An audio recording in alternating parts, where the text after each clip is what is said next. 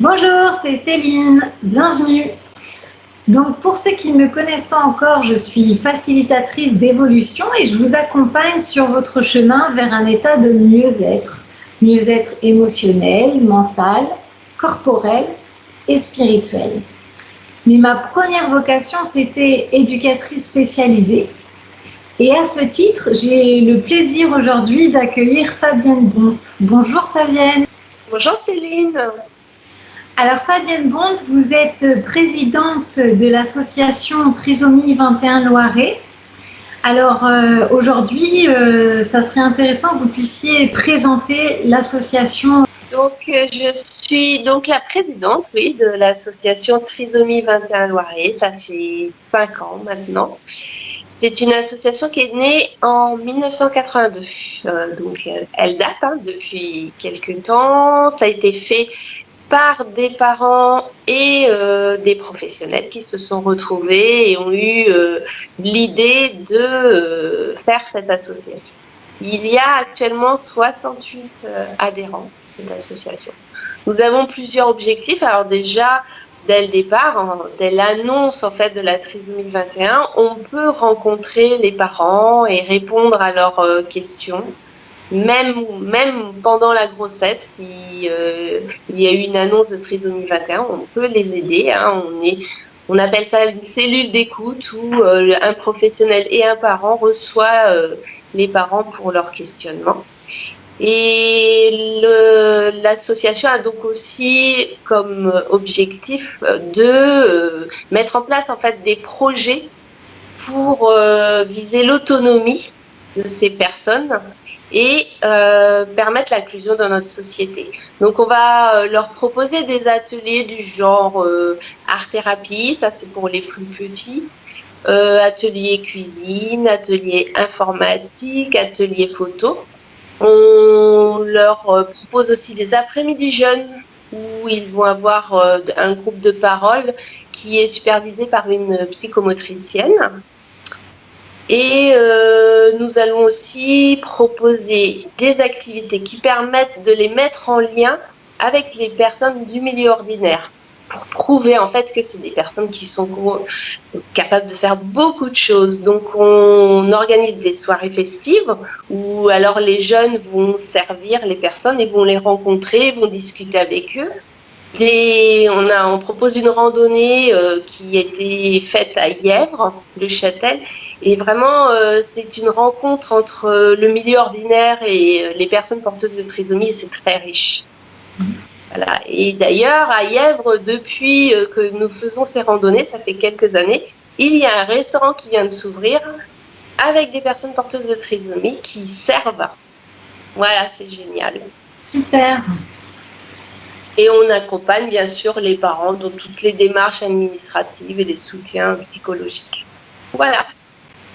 Très bien, c'est un accompagnement très global de ces familles du coup qui ont des enfants porteurs de trisomie 21.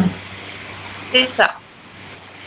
Fabienne, nous on se connaît depuis 2015 parce que vous avez fait appel au service du dispositif AlterEduc. Donc vous avez fait appel à moi en tant qu'éducatrice spécialisée auprès de votre fils, donc qui était âgé à cette époque-là de 9 ans. Et depuis, je vous accompagne toujours en tant qu'éducatrice spécialisée. Est-ce que vous pouvez témoigner ou partager votre expérience de mes services auprès des familles qui peuvent nous entendre aujourd'hui? Oui, en fait, vous nous avez apporté beaucoup de choses. Déjà, sur nous, en parents, en fait, notre comportement, que vous ne voyez pas forcément, que vous nous avez mis en avant, on surprotégeait largement Steven, on lui faisait les choses à sa place, on ne le laissait pas demander. Et là, ça a été vraiment un travail sur nous, déjà, notre comportement. Un travail sur Steven pour lui apprendre l'autonomie en mettant en place des méthodes du genre les pictos pour qu'il s'habille, pour qu'il se lave tout seul. Donc on allait de plus en plus vers l'autonomie et nous, on allait aussi dans ce sens-là et c'est vrai que heureusement que vous étiez là pour nous ouvrir les yeux parce que on est quand même dans un monde bien fermé quand on est parent d'enfants porteurs de handicap. Hein, on surprotège, ça c'est sûr. Et puis, vous nous avez permis aussi de l'accompagnement à l'école. Et ça, c'était important parce que nous avions le retour de ce qui se passait à l'école. Et c'était quelque chose qu'on n'aurait pas vu dans ce cas-là.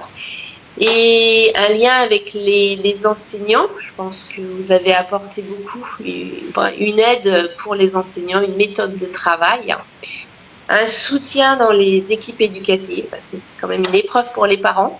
Donc, c'est important d'avoir quelqu'un qui va dans notre sens. Et puis, bien, un soutien psychologique et une réponse à certaines questions qu'on se pose tout au long de son évolution. Voilà. Super, donc du coup, je suis ravie d'avoir pu accompagner Steven dans son processus d'autonomisation. Effectivement, on a travaillé beaucoup sur l'autonomie fonctionnelle, hein, le fait d'aller aux toilettes, de se laver tout seul, de s'habiller tout seul, enfin vraiment de pouvoir grandir et s'autonomiser.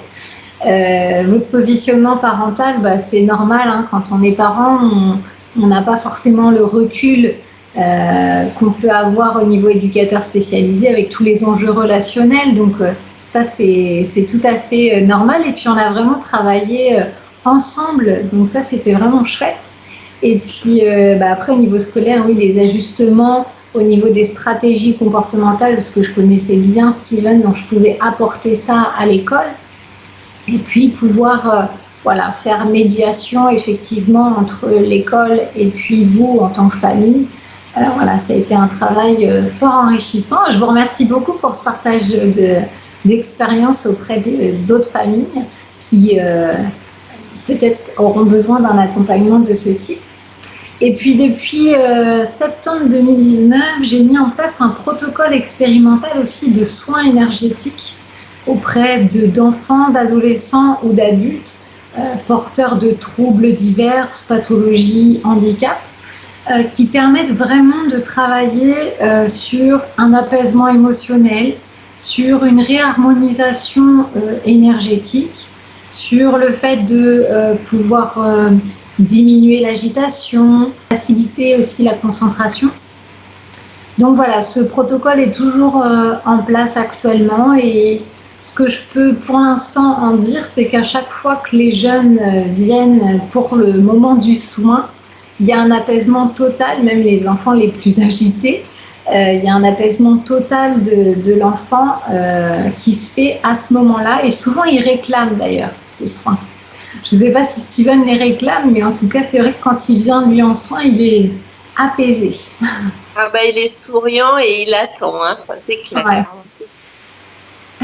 Ouais. Super. Écoutez, en tout cas, je vous remercie beaucoup d'avoir présenté tous les services d'accompagnement de l'association Trisomie 21 et puis également du dispositif AlterEduc.